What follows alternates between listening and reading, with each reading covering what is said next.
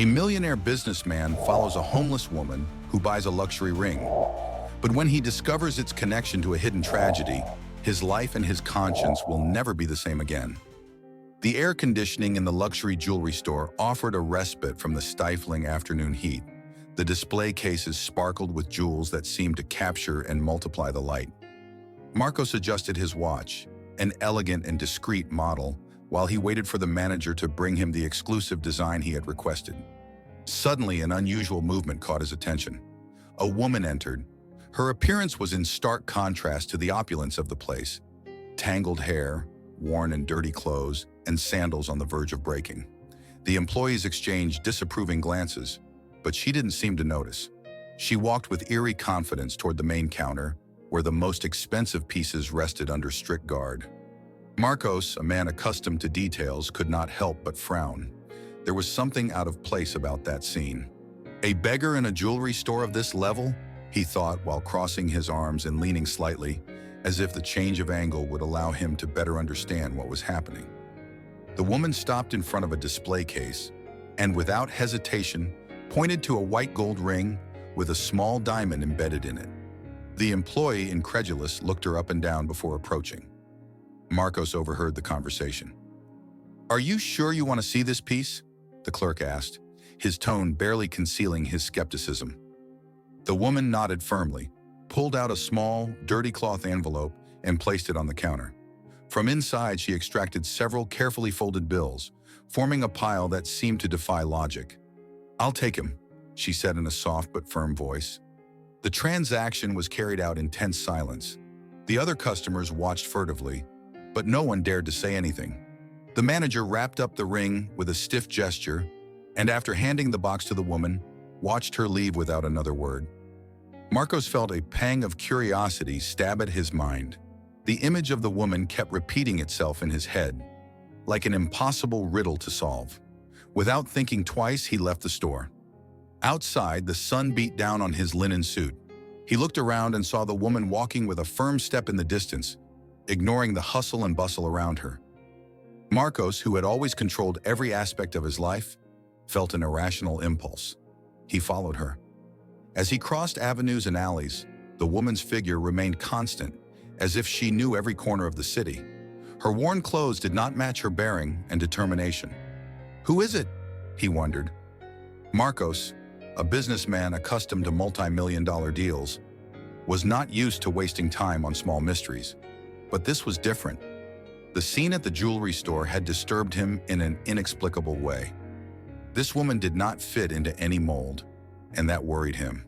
The journey took them to a peripheral area of the city, where paved streets gave way to dirt roads and colorful facades hid cracked walls. Finally, the woman stopped in front of a small house with a tin roof. From a broken window, the face of a little girl peeked out. Marcos watched, motionless, as the woman reached out her hand and handed him the small package. The girl's smile lit up her face, a glow that contrasted with the darkness of her surroundings. It doesn't make sense, Marcos thought, feeling that a hidden truth was beginning to shake his certainties. The woman, after saying goodbye with a loving gesture, entered the house and closed the door. Marcos took a step back, as if the scene before his eyes was too much to process. What is someone like her doing with such a valuable ring? The contrast between the two worlds was so brutal that it forced him to pause for a moment. Curiosity had taken root in his mind, and although he did not know it yet, that encounter had been the first step on a path that would change his life forever. Marcos couldn't sleep that night. The image of the woman and the scene in the suburbs kept turning in his mind.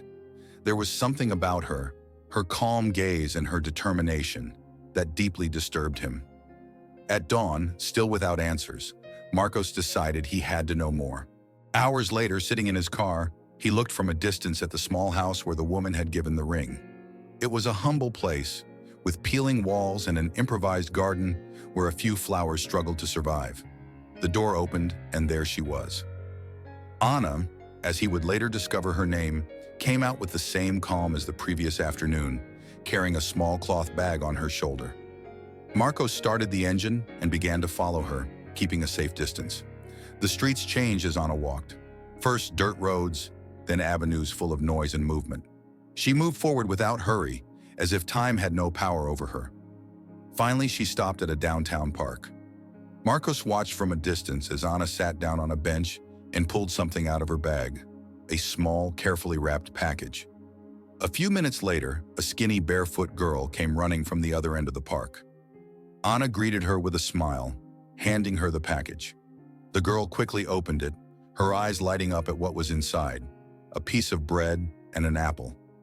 Marcos felt something inside him break. "It can't be," he muttered to himself. This woman, who barely seemed to have what it took to survive, was helping others. He watched as the girl thanked him with overflowing joy before disappearing into the trees. Determined to understand more, Marcos began to investigate. He hired a private detective to obtain information about her. After a few days, the results came back. Anna had no steady job. She lived off what she got on the streets and slept in an abandoned house that she shared with other people in a similar situation. However, what caught his attention the most was what he discovered about her relationship with the community. In the neighborhood where she lived, Anna was respected. Neighbors spoke of her with admiration and affection. Despite having nothing, she always found a way to help. She took care of children, brought food to the elderly, and shared the little she had without expecting anything in return. People described her as someone strong, resilient, but marked by a deep sadness. "It's like he's carrying an invisible weight on his shoulders," one of the informants told the detective. Marcos closed the report and leaned his head back against the back of his chair. Something about this story was unbearable to him. The woman he had seen in the jewelry store was not just a mystery, she was a living contradiction, a person capable of buying an expensive ring and at the same time sharing the little she had with those who needed it most. He couldn't let it go. The curiosity that had been born in the jewelry store now consumed him completely. He needed answers, although he still didn't understand why. The day was cloudy when Marcos decided it was time to approach Anna. He had been discreetly following her for weeks, observing her actions and trying to decipher the enigma that was increasingly disturbing him. However, seeing her help others without expecting anything in return, despite her apparent misery, only increased his questions. For the first time in years, Marcos felt like he was not in control of a situation. He found her sitting in the square where she usually spent her mornings, her gaze lost in the horizon. She seemed oblivious to the hustle and bustle around her, the children playing, the noise of cars in the distance, the street vendors selling worn-out wares. Marcos took a deep breath and approached with a firm step, although inside he felt an unusual discomfort. "Excuse me," he said, stopping in front of her. Anna looked up slowly, and her gaze, though calm, carried with it a weight that was difficult to explain. There was no surprise in her eyes, as if she knew that this moment would come sooner or later. "Do we know each other?" he asked in a calm but sharp voice. Marcos hesitated for a moment, feeling small under that firm gaze, but decided to continue. "No, we haven't met yet," he replied, trying to sound confident. "I just wanted to talk to you. I've seen what you do for people, and I wanted to understand." Anna looked at him silently, as if she were evaluating him. Then she gave a wry smile and shook her head. "Understand," he repeated in a tone of disbelief. "What is there to understand? I don't need anyone to study me." "It's not that," Marcos tried to correct him, surprised by the harshness of his words. "It just doesn't make sense. You have something valuable, something that doesn't fit with the life you lead." "Why?" Anna's face suddenly hardened, and for the first time, Marcos saw a spark of anger in her eyes. "It's none of your business," he replied coldly as he stood up from the bench and placed the cloth bag over his shoulder. "I don't need charity or explanations." "It's not charity," Marcos insisted, following her a few steps. "I just want to know more about you." Anna stopped suddenly and looked at him, closing the distance between them. The difference in their worlds was evident. Marcos with his impeccable suit, watches and shiny shoes. Anna with her worn clothes and her tired but proud look. "You don't understand anything," she said with a calm that seemed more dangerous than any shout. "People like you only see what they want to see. I don't need saving, much less from someone who knows nothing about my life." Marcos felt her words cut through him like knives. Before he could respond, Anna turned around and disappeared into the crowd. For a moment he wanted to follow her, to insist, but he remained rooted to the spot. That woman had not only rejected him, she had challenged him. As she walked back to her car, Anna's words echoed in her head. People like you only see what they want to see. He felt exposed, as if she had seen through him, with a clarity no one else had. That encounter, far from satisfying his curiosity, only made it grow. Anna was not someone ordinary. Behind her eyes there was a story, and Marcos was determined to discover it, no matter how much it cost him. The sun was setting on the horizon when Marcos arrived at the outskirts of the city again. The dusty streets and silence of the place seemed to tell forgotten stories, of lives ignored by the outside world. This time, he didn't follow Anna or try to confront her. Instead, he decided to approach the people who seemed to know her. If she didn't want to talk, others would do it for her. His first attempt was at a small grocery store staffed by an older woman with graying hair and a flour-stained apron. Marcos walked in, said hello politely, and asked for a bottle of water to start the conversation. "Excuse me, do you know Anna?" he finally asked, feigning indifference. The woman stopped counting coins and looked at him with a mixture of curiosity and distrust. "What do you want to know that for?" he replied, crossing his arms. "I'm just intrigued. I've seen her help a lot of people, despite having nothing. That's not common." The old woman sighed, as if Marcos' words had released a pent-up weight. "Anna is different," he began to say. "But her life wasn't always like this. Years ago, she had everything. A beautiful family, a big house, and a thriving business. But life is cruel sometimes." Marcos listened in silence, each word sticking like a needle in his mind. "Everything changed when she lost her son," the woman continued in a low voice. "He was a happy, intelligent child, full of life.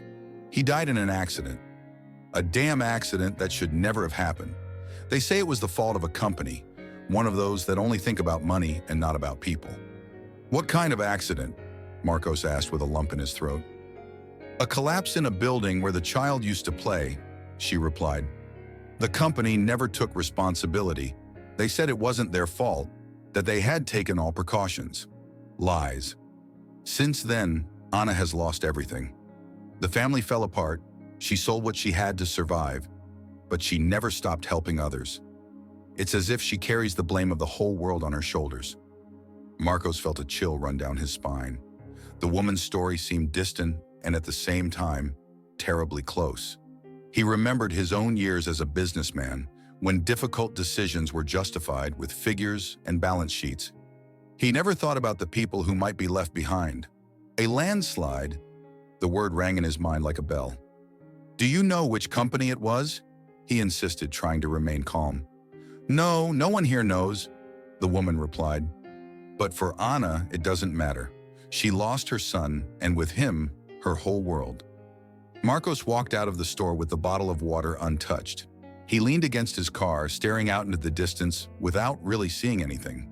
The weight of history was crushing him. Anna wasn't just a strong, generous woman. She was someone who had survived the unthinkable. And yet he suspected that his own past was intertwined with that tragedy. On the way home, images of his career as an entrepreneur crowded into his mind. The contracts, the construction sites, the safety reports signed without reading. His world, built on numbers and cold decisions, now seemed to falter. "A company that only thinks about money," the old woman's voice continued to echo. That night, for the first time in a long time, Marcos didn't think about his success or his achievements. He could only think about Anna and the invisible pain she carried day after day. Marcos woke up early, even though he had barely slept. He sat on the edge of the bed, staring at the floor. The old woman's story kept tormenting him. A collapse, a dead child, a company without a name. But he sensed the inevitable.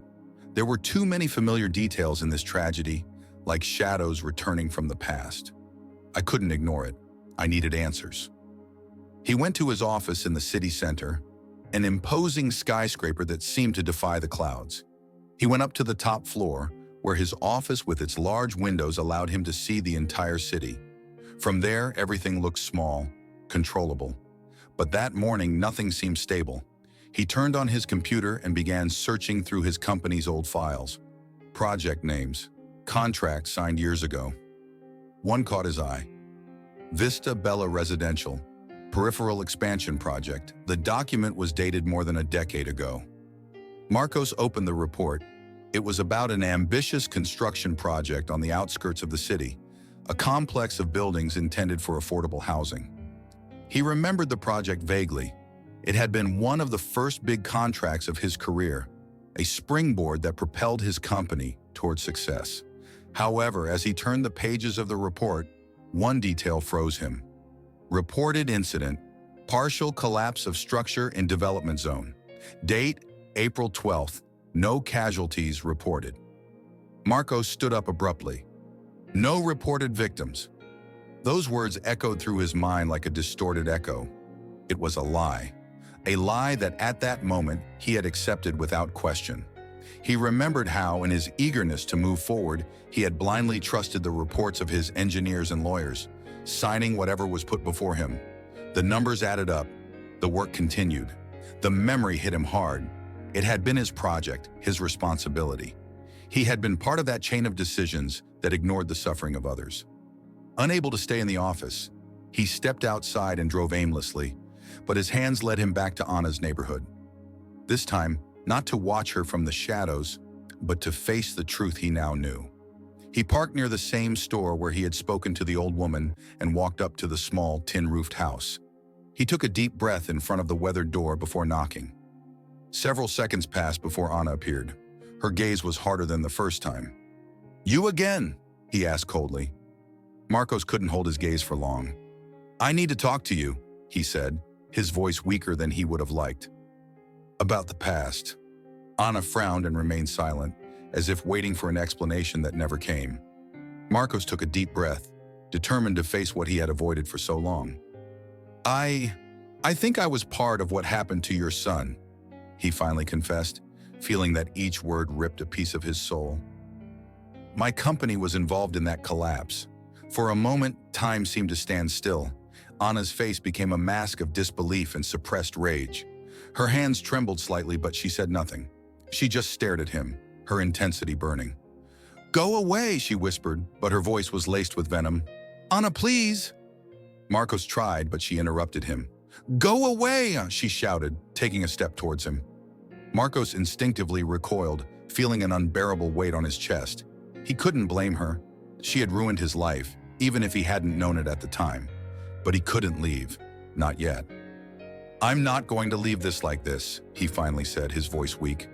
"I owe you the truth, and much more." Anna slammed the door shut, leaving him alone in the middle of that silent street. Marcos stood there, feeling the weight of his actions fall on him like a stone. There was no turning back. He knew now what he had done, and he would not rest until he tried, somehow, to remedy it. Marcos returned to his office, but this time the place seemed strange, alien to him.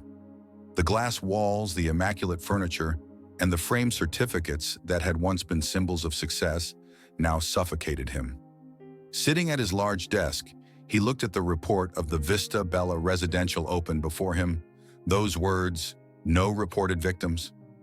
They seemed to mock his past and his supposed integrity. He had discovered the truth, but he still didn't know what to do with it. Anna's voice echoed in his mind. "Go away." The fury in her eyes was a reflection of the pain he had, in some way, helped cause. Marcos knew that it wasn't enough to apologize. He had to act, even if the price was high. "Are you okay, sir?" his assistant asked upon entering. Marcos barely looked up. He nodded automatically. "I need you to call a meeting with the executive committee for this afternoon," he said in a firm voice. The assistant hesitated for a moment, surprised by his dry tone, but nodded and left immediately. Hours later in the boardroom, the company's partners settled into their leather seats. They were men in dark suits, with sharp eyes and accustomed to handling problems coldly. Marcos, however, felt like an intruder in that place. It was as if, suddenly, he was watching everyone from the outside, including himself. "What is this about, Marcos?" asked one of the partners, visibly annoyed by the urgency of the meeting. Marcos took a deep breath, gripping the edge of the table. "We need to talk about the Vista Bella project," he said, his voice echoing through the room. The men exchanged awkward glances. This was a matter buried years ago, something no one wanted to dredge up. "That was over a decade ago," another partner chimed in. "I don't see any point in bringing it up now." "Because there was a landslide," Marcos continued, ignoring the interruptions. "A child died, and our company never took responsibility." The room fell silent. Those words seemed to freeze the air. "What are you talking about?" the senior partner asked, his eyes narrowing. The report was clear. There were no casualties. "It was a lie," Marcos replied, raising his voice. "We knew it, or at least we didn't want to know. We signed reports without question, ignored people, and moved on because the numbers added up. But someone paid the price for our ambition." A murmur spread among those present. The discomfort was palpable. "Marcos, think about it carefully," said one of the partners in a serious tone. "If you bring this to light, you will destroy the reputation of the company, including yours. You will ruin us all." "I'd rather sink than continue living with this in silence," he replied with a determination that surprised everyone. "I can't change what happened, but I can face the consequences." "This is madness," another exclaimed. "Why now? What made you change your mind?" Marcos was silent for a moment. He thought of Anna, of her eyes full of pain and pride, of the little girl who never saw her mother smile again. "Because it's not about us," he finally answered. "It's about the people we failed." The meeting ended in shouts, threats, and warnings. The partners made it clear that they would not support him, that if he went ahead, he would be left alone. Marcos listened to them in silence, feeling how each word freed him a little more from the chains he had imposed on himself for years. As night fell, he returned home, exhausted but determined. He sat in his study, holding a glass of water, and thought about his next step. He would bring the truth to light, no matter the consequences. It was the least he could do for Anna, for his son, and for himself. Outside, the city continued on its course, indifferent to his decision. But inside him, something had changed forever. The morning dawned gray, as if the sky was anticipating the storm that was about to break. Marcos stood in front of his office window, watching the horizon while his phone vibrated incessantly on his desk. Since he had contacted several journalists to expose the truth, the messages and calls had not stopped. He took a deep breath. Today was the day. A knock on the door brought him out of his trance. His assistant came in, looking nervous and holding a tablet. "It's already been in all the media, sir," he announced, leaving the tablet on the desk. Marcos took the device and saw the headline he himself had authorized. "Businessman reveals the truth. The Vista Bella tragedy and the covered-up death of a child." Below, an old photo of the collapse and a recent one of him, with a serious expression. There was no turning back. He left the office and soon found himself sitting in a newsroom across from a big-name journalist. The lights were bright, and the cameras focused on him as if they were about to dissect him.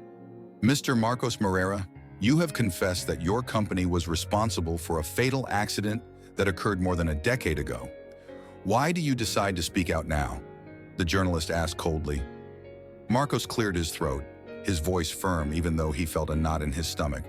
"Because the truth is the only thing left when everything else loses meaning," he replied. "For years, I ignored the consequences of my decisions. I preferred to believe what that suited me, but someone paid too high a price. A child died, and we moved on as if nothing had happened." "Do you accept personal responsibility?" the journalist insisted. "Yes, I accept it. I can't bring that child back to life or erase his mother's pain, but I can face the consequences and let the truth come out." At that moment, the interview was being broadcast live. In the small house with a tin roof, Anna was watching television with a neighbor. When she heard the name of the project and saw Marcos's face on the screen, the packet of rice she was holding fell to the floor. Her gaze was fixed, incredulously, on the screen. "Him?" she murmured, feeling a chill run through her body. Meanwhile, on social media and in the news, the story exploded like a bomb. Headlines were multiplying. "Confession of a businessman," "A decade of lies," "Families demand justice." the weight of the past. The repercussions were immediate and brutal. Marcos's partners sent out statements disassociating themselves from him, calling him a traitor and claiming they were unaware of the events. The company's shares plummeted, and Marcos became the target of fierce criticism. In a matter of hours, he went from being an admired businessman to an exposed villain. In the afternoon, Marcos drove to the neighborhood where Anna lived. This time, he didn't try to hide. He got out of the car and walked to the door of the small house. He knocked softly, and Anna, when she opened it, looked at him with the same restrained disdain as the last time. "What else do you want?" he asked coldly. Telling him the truth wasn't enough, Marcos replied, his voice breaking, but it was the least I could do. Anna watched him silently, assessing him. His face still reflected pain, but this time there was something different in his gaze, a mixture of bewilderment and exhaustion. "The truth won't bring my son back," she finally murmured. "I know," Marcos admitted, looking down, "but I want to do something more. Help you and others who, like your son, were forgotten." Anna let out a bitter laugh. "Help?" he repeated. "You destroy lives and then you think you can fix everything with money? It doesn't work like that." "It's not money I want to offer," Marcos answered sincerely. "It's my life, my shares. If you'll allow me, I want to redeem what I did." For a moment, Anna didn't answer. The wind blew softly, dragging the dust from the street. Finally, Anna closed the door without saying a word. Marcos stood there, alone and defeated, but certain that he had taken the first step towards something bigger. As he walked back to his car, he knew his life had changed forever. Now, only time would tell if he could find forgiveness or if, like Anna, he too would be burdened with an impossible weight to lift. Marcos did not return to Anna's neighborhood for several days. The intensity of his actions and the brutal media repercussions had left him exhausted, but the image of her closing the door remained stuck in his mind. He needed to do something more, although he did not know how. His nights were filled with insomnia, his mind traveling between memories of the collapse and Anna's gaze, full of pain and contempt. Finally, one morning, driven by a feeling that even he could not describe, he decided to return. The neighborhood was still the same: dirt streets, worn walls, and children playing barefoot in puddles of water. Marcos felt like a stranger there, as if his presence alone broke the fragile calm of the place.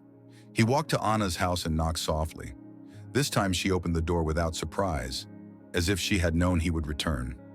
"What do you want now?" he asked in the same cold tone, although less cutting. Marcos swallowed. He had been rehearsing those words for days, but in front of her, everything he had prepared fell apart. "I came to ask for your forgiveness," he finally said, his voice sincere and tired. "I don't expect you to forgive me or to understand my reasons. I just need to tell you how I feel." Anna looked at him, suspicious but silent. For the first time, she did not close the door. "You can't imagine how I feel," Marcos continued, shoulders slumped. "For years I was blind, selfish. I didn't question what I signed. I didn't care who I might hurt as long as I advanced my career. What happened to your son," his voice trembled slightly, "was my responsibility, even if I didn't know it at the time. I can't give you back what you lost, but I want to do something for you, for your community, something that really matters." Anna crossed her arms and studied him, searching for any trace of hypocrisy. What she found in him was a broken man, someone who had been strong and powerful, but who was now nothing more than a reflection of what he once was. "Why now?" he asked, his tone softer but firmer. "Why after all this time?" "Because I saw something in you that I never understood," Marcos replied, looking into her eyes. "You lost everything, and yet you continue to give to others. I had everything, and I did nothing. Your generosity, your strength, made me see how empty my world was." An awkward silence enveloped them. Anna looked down, and for the first time, Marcos noticed that her hands were shaking slightly. He took a deep breath and spoke in a low voice. "It's not strength. It's the only way I found to keep going. If I stop, the pain consumes me." Marcos felt a lump in his throat. For so long he had tried to rationalize his actions, But now he understood that some wounds never healed completely. "Let me help you," he said sincerely. "Not for myself, but for those who may still have hope. I want to build something with you, something your son would have wanted to see, a place where no one else is forgotten." Anna slowly raised her head. Her gaze was still filled with pain, but there was a spark of doubt, perhaps of possibility. "Words are easy," he said finally. "If you want to prove it, you'll have to do it with actions." Marcos nodded without hesitation. "I will. I promise I will." Anna watched him for a moment longer before taking a small step back and closing the door, though this time it wasn't a slam. Marcos stood there, breathing deeply, feeling that this small gesture was the start of something important. As he walked away for the first time in years, he felt a glimmer of peace. He didn't know if he could redeem himself, but he was determined to try, tirelessly. The following days were a whirlwind of action. Marcos had not only promised to help, but he began to prove it with actions. He moved contacts, sold properties, and definitively broke ties with his former company, facing lawsuits and public criticism. However, none of that mattered to him. He felt driven by a cause that, for the first time, made him feel useful, human. One morning, he returned to the suburb with a group of architects and volunteer workers. The sun was beating down relentlessly, but the energy of the people was contagious. Anna stood to one side, watching in silence. For weeks, she had been watching Marcos return each day, tirelessly, organizing the construction of a small community center. "This is all for you," he had told her. "A place where children can study, where families can have support, a space that belongs to the community." At first, the neighbors looked at it with suspicion, but over time they began to get involved. Men and women from the neighborhood joined in the work, clearing land, carrying materials, and painting walls. Little by little, what was an empty and forgotten space began to take shape. Anna continued to keep her distance, although his steps brought her closer every day. On one of those afternoons when the sound of hammers and saws filled the air, Anna decided to talk to Marcos. "Why does he do this?" she asked, crossing her arms as she watched him mix cement alongside the workers. Marcos stood up, his face covered in dust and sweat, but with an honest smile. "Because I learned that money means nothing if it can't change lives. You taught me that, even if you don't realize it." Anna looked at him for a long time without saying anything. The man who had once symbolized everything she hated now seemed like someone completely different. It wasn't just words. His effort, his dirty hands, and his dedication showed it. On the day of the community center's opening, the entire neighborhood gathered in front of the newly painted building. A small sign hung at the entrance read, "Hope Community Center." There were balloons, laughter, and improvised music. Children ran around happily, exploring the new classrooms filled with donated desks and books. Marcos, standing next to Anna, watched the scene with a mixture of pride and humility. For the first time in his life, he did not need recognition or applause. That was enough. "I can't forgive him yet," Anna said suddenly, her gaze fixed on the children. "But this means a lot." Marcos nodded, accepting her words calmly. "I'm not here for forgiveness," she replied softly. "I'm here because I want something good to come out of what I did." Anna didn't answer, but her expression softened. For the first time, she allowed a small smile to appear on her face. At that moment, they both understood that change is not always immediate, but every sincere act leaves a mark. Marcos looked up at the sky, feeling the weight of his past begin to lift, as if he could finally breathe. The neighborhood he had seen in silence and misery now shone with a new energy, a force driven by hope and unity. And in that instant, he and Anna were no longer so different. They were both being reborn, rebuilding not only that place, but also the broken parts of themselves. The morning of the final ceremony arrived with a clear sky and a fresh air that seemed to bring new promises.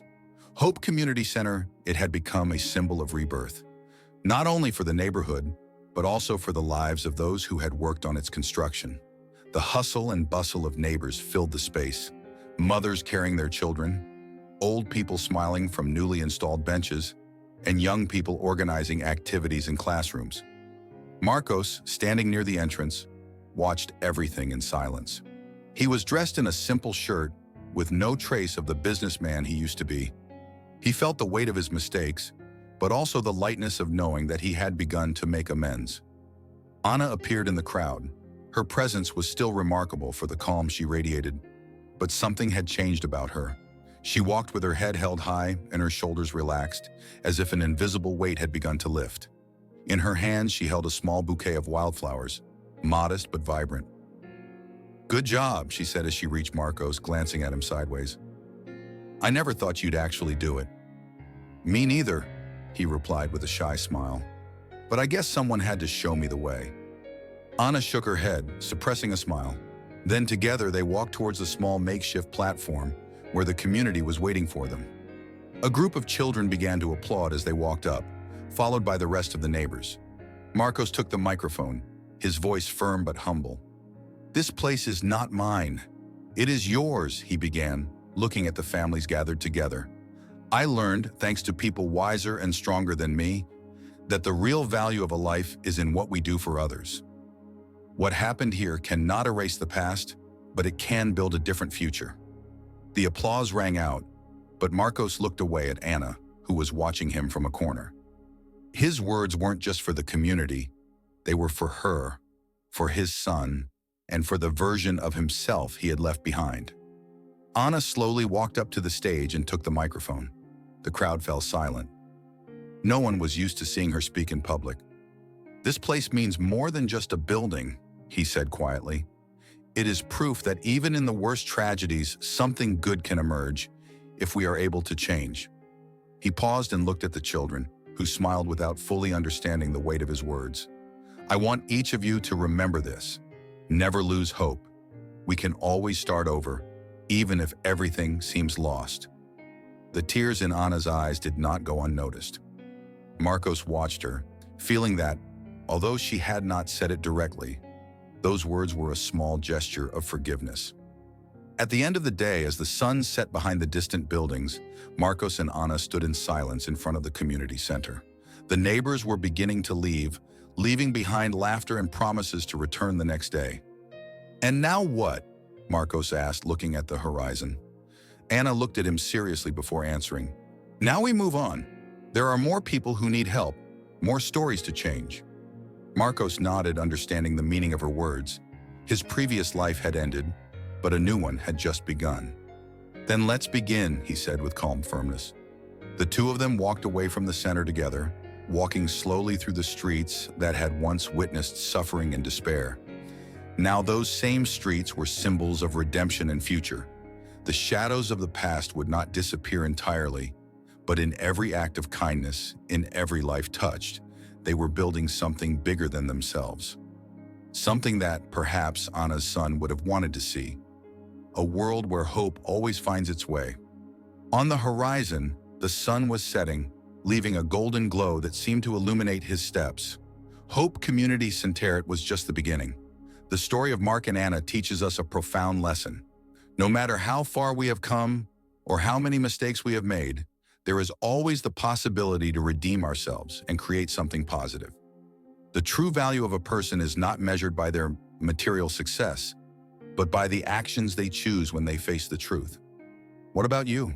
If you were in Mark's place, would you have the courage to face your past and transform your life? Click on the video on the screen to continue this inspiring journey of self-discovery and discover more thought-provoking stories. Don't forget to subscribe to the channel and turn on notifications so you don't miss content that can change your perspective. See you in the next video.